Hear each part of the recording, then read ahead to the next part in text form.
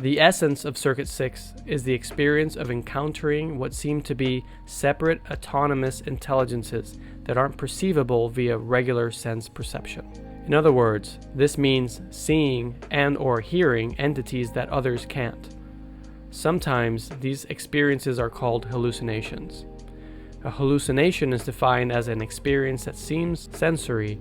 It has an auditory or visual aspect to it, but the experience did not happen in the objective, external, physical world.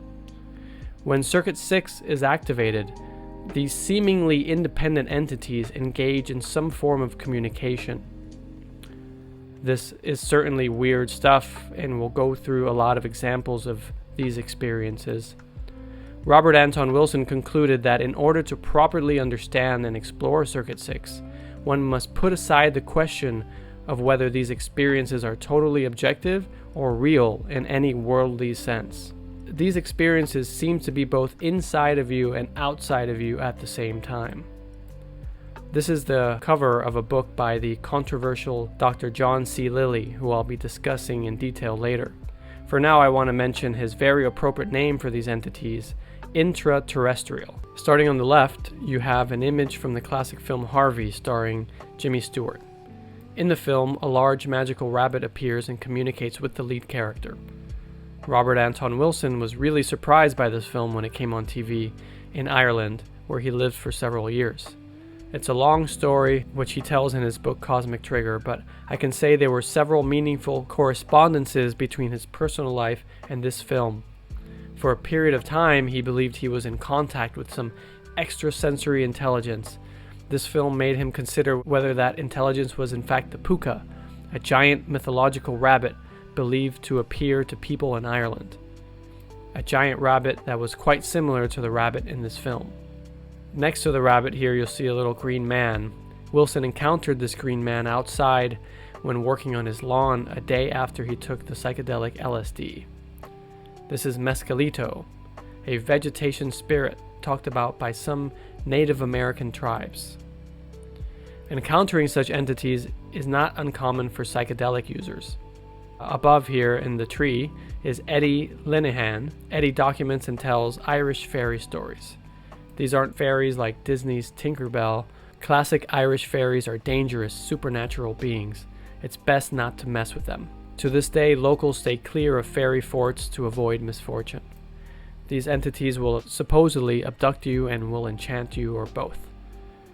Next to Eddie, you have a depiction of gnomes. A friend of mine, a rather worldly guy and not a believer in esoteric things, took the psychedelic psilocybin once and was surprised to see little gnomes that look like Smurfs frolicking in the park. It turns out that gnomes are encountered quite often by people during outdoor psychedelic trips. These encounter experiences with folk entities have similar features to the more modern phenomenon of alien visitation and abduction. I'm sure down below here in the middle you'll recognize the classic gray aliens reported by Whitley Strieber in the 1980s and many others since. This smiling fellow next to the gray alien is Terence McKenna, who in his own way is a gray alien himself. Online, he's a well-known psychedelic and hippie cultural icon. He's popularized the use of the powerful psychedelic drug DMT, and he reported encounters with elves and other intelligent beings.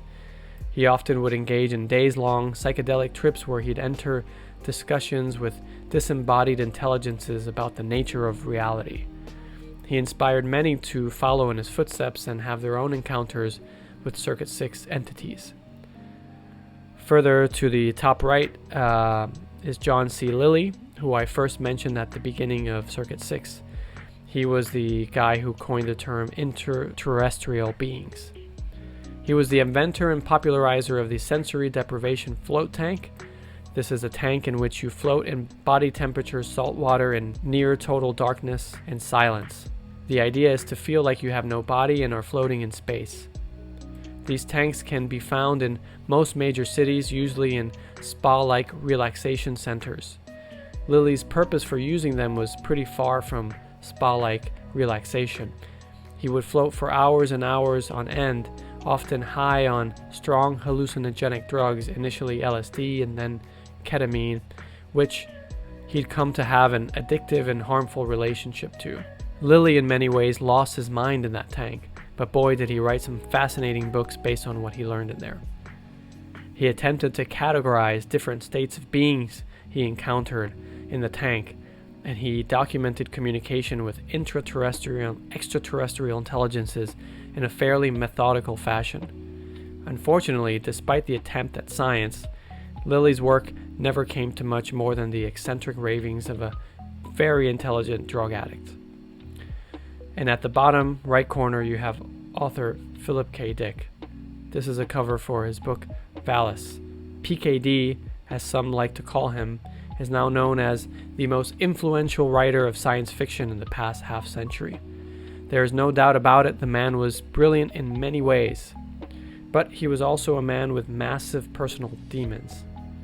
PKD was an artist who stated that his writing was channeled from somewhere else. He lived with a very active C5 and C6, seeing deep, meaningful coincidences, symbolic relationships, and themes in his daily life. Between February and March 1974, he had a series of Circuit 6 experiences where he felt that some external intelligence had beamed vast amounts of knowledge into his mind. He saw a strange pink light and began to experience a double life as a 2nd century Christian rebel. This historical experience was overlaid on top of his modern day current life. So it was like he was living two lives at once. PKD began mostly through hypnagogic states to hear a voice that he realized he had heard years before while he was in college. This was a presence that he called the Vast Active Living Intelligence System, or VALIS for short. He spent the rest of his short life trying to understand what happened to him and what, if anything, was trying to communicate to him in early 1974. For me, it's clear that all of these far-out experiences that I just went through were in fact encounters with the archetypes in various representative forms.